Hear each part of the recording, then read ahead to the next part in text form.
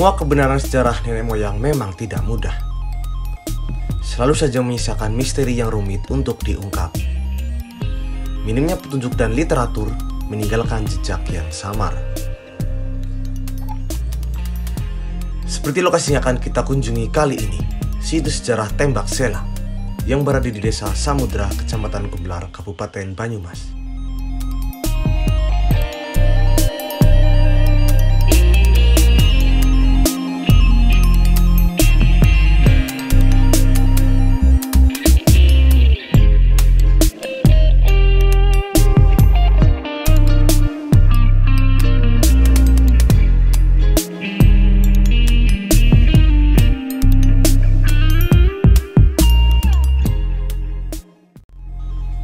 Ada dua situs yang berada di Tembak Sela, merupakan pemakaman dua kelompok prajurit dari dua kerajaan yang berbeda, Majapahit dan Pajajaran.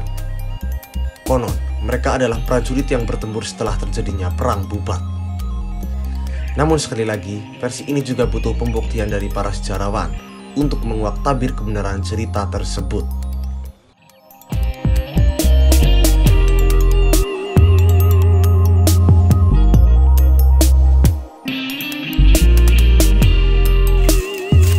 Bismillahirrahmanirrahim. Assalamualaikum warahmatullahi wabarakatuh. Apa kabar Gumelar? Ketemu lagi ke Karonyong Ben. Dan di sini kita sedang berada di Tembak Sela, Desa Renggong, Kecamatan Gumelar, Samudra. Jadi kita berkunjung ke apa ya, Mo ya? Situs bersejarah. Hutan adat Tembak Sela. Hutan adat Tembak Sela. Tembak Sela di sini bersama Bapak Sinten nih, Pak? Bapak Tasmo selaku pegiat wisata di Desa Samudra Renggong, dan juga ada Mas Widodo. Mas Widodo juga pegiat wisata juga yang sangat aktif di bidang wisata khususnya. Oke, nanti kita akan sambil ngobrol-ngobrol bagaimana sejarah terbentuknya apa ya, Pak? Petilasan di Tembak Sela ini di Desa Renggong. Kita nanti akan mengulik lebih dalam lagi. Jadi kita ikuti perjalanannya. Salam kabar Gumelar. Desa Samudra, Mas. Pada Desa Renggong. Oh iya kok. Desa Renggong kan umetanan, Kak. Coba. Kalau sendiri Pak pada Panglet ini awal-awal terbentuk dinamakan Tembak Sela niku pripun, Pak? Secara pasti saya juga tidak tahu persis gitu ya. Cuman saya kan dengar dari cerita turun-menurun dari kakek nenek moyang kita gitu. Nama Tembak Sela itu dulu kan terjadi peperangan ya. Peperangan terus kehabisan peluru. Nah, kehabisan peluru akhirnya disiasati dengan mengganti peluru itu pakai batu. Makanya perangnya itu kan dari itu Pak. Dari Wirangrong itu sebelum. Berarti pada masa gitu. Penjajahan Belanda atau Jepang, Pak? Ya kurang tahu juga. Kerajaan. Masih kerajaan. Majapahit kali ya. Kerajaan. Kira-kira tahun pinten niku, Pak? Nggak tahu tahunnya. Untuk tahun kemungkinan kami masih dalam rangka mencari sumber-sumber yang valid. Ada sumber yang mengatakan bahwa kemungkinan di sini adalah sisa-sisa perang Bubat. Perang antara Majapahit dengan Pajajaran atau Galuh Sunda. Karena sebelah kita kan secara perbatasan dulu wilayah Majapahit dengan Kerajaan Sunda itu diperbatasi dengan Kali Pemali. Sehingga sebelah utara kita ada yang namanya Igir Kucing.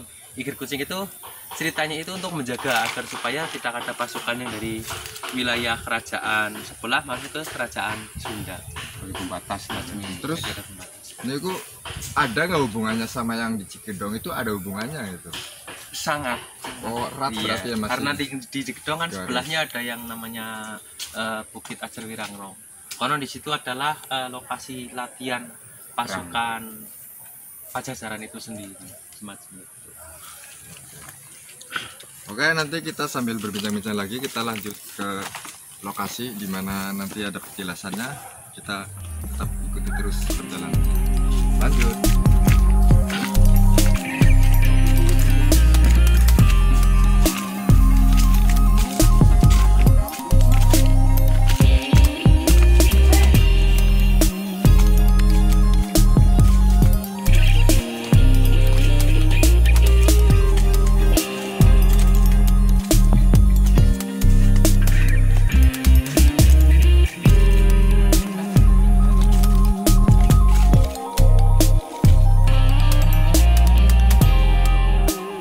Menurut sumber tutur, di sini dimakamkan para prajurit kerajaan Majapahit yang gugur usai bertempur di perbatasan antara kerajaan Majapahit dengan Pajajaran. Versi ini merujuk kepada dekatnya perbatasan antara kerajaan Majapahit dan Pajajaran dengan pemakaman Tembak Sela, yaitu Kali Cipamali yang berada di daerah Paguyangan, Brebes.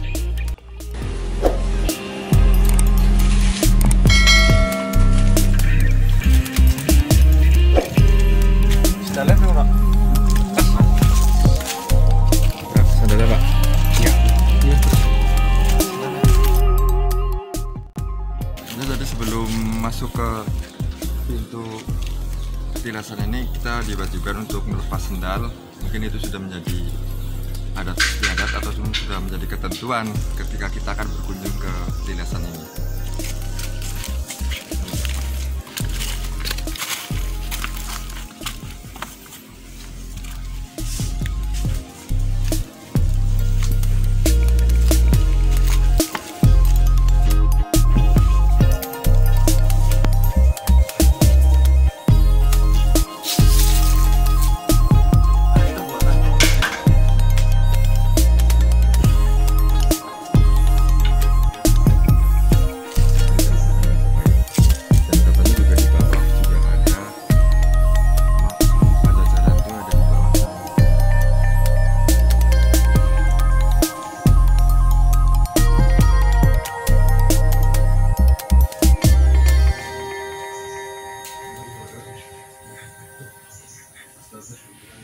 Jadi sekarang kita sudah berada di lokasi petilasan Tembak Sela.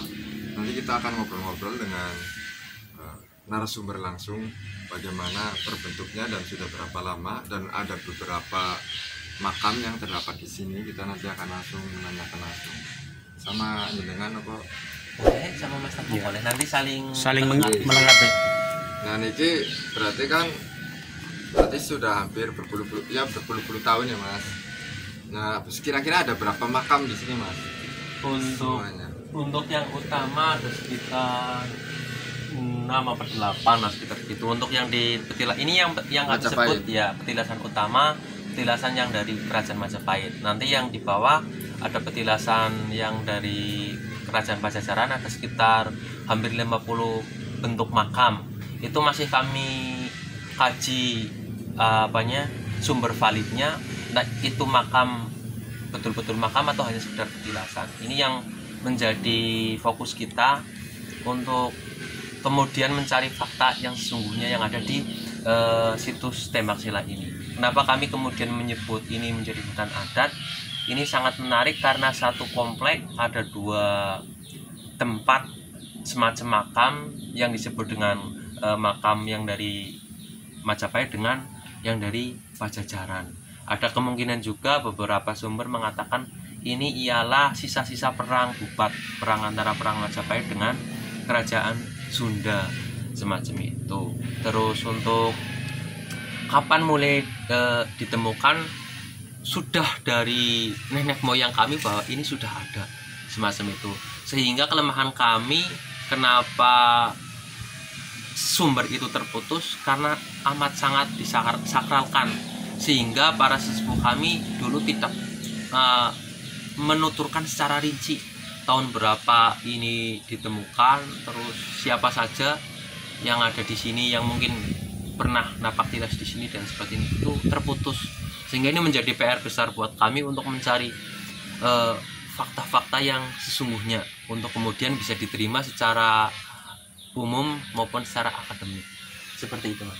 Biasanya ada yang berkunjung ke sini nggak Mas? Ada, kebanyakan malah dari luar kota. Untuk menjelang puasa biasanya ada yang dari luar kota seperti kabupaten sebelah Cilacap, bahkan ada yang dari luar provinsi, di luar Pulau Jawa. Ada yang dari Bangka Belitung juga ada yang ke sini. Oh, jadi memang kadang-kadang aneh juga ya Mas. Kadang-kadang warga sekitar malah justru ada yang kurang paham dan malah justru dari luar itu malah sangat yang nguri-nguri budaya gitu. Iya, kan. Betul.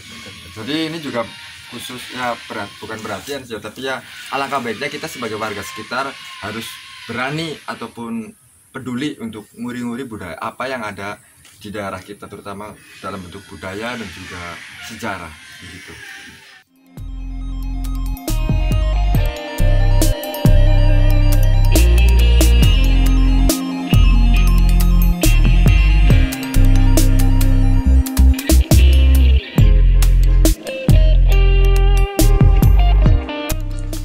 Saat ini kawasan Tembak Sela sedang direncanakan menjadi destinasi wisata sejarah. Pokdarwis Desa Samudra didukung sepenuhnya oleh pemerintah desa melakukan pembangunan demi mempercantik lokasi situs sejarah ini.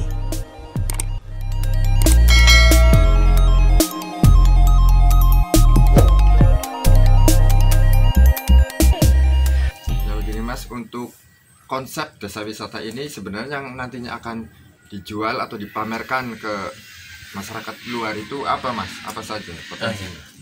Gini, fokus teman-teman pegiat wisata sebetulnya untuk apa yang akan kita jual, kami akan fokus ke budaya, fokus akan ke kesenian lokal. Jadi kami ini perlu masyarakat Desa Samudra ketahui juga bahwa teman-teman pegiat wisata di Desa Samudra ini tidak akan merubah apa yang sudah ada di hutan adat ini. Yang kami jual bukan hutan adatnya, tapi yang akan kami jual adalah event kesenian, kebudayaan asli Desa Samudra yang nanti akan kami bikinkan titik pusatnya di lapangan di bawah, semacam itu.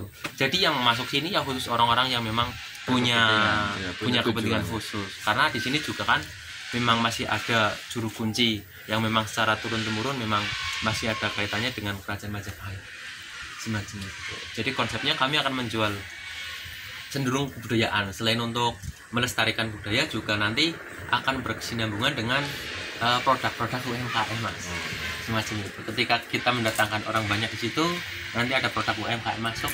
Nah, titik muara dari pariwisata sebetulnya pemberdayaan Mas, sebetulnya pemberdayaan ekonomi itu yang utama sebetulnya menurut kami. Karena pariwisata ini banyak orang melirik tapi tidak mau melakukan. Ketika orang bicara pariwisata ya bicara tempat, mohon maaf, mungkin tempat pacaran, tempat yang negatif-negatif. Tidak seperti itu Bapak. Konsep wisata budaya adalah menampilkan kearifan-kearifan lokal yang ada di desa tersebut. Bagaimana cara untuk supaya berdampingan antara kebudayaan lokal dan juga ekonomi itu saling berdampingan, berjalan sejajar gitu kan? Betul. Ya begitu, nanti kita masih banyak lagi yang kita kulik, terutama juga nanti ada makam dari Kerajaan Pajajaran juga nanti kita akan lihat. Makanya ikuti terus Kabar Gumelar.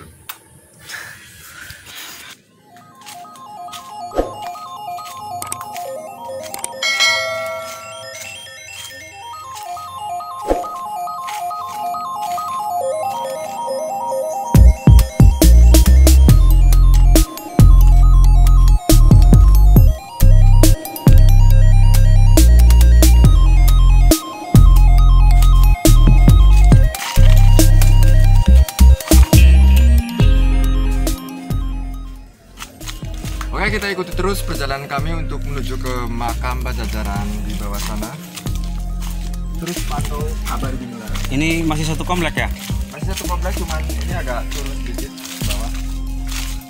Nah, di sini masih banyak makam dari kerajaan Pajajaran, sekitar ada 50-an bentuk makam.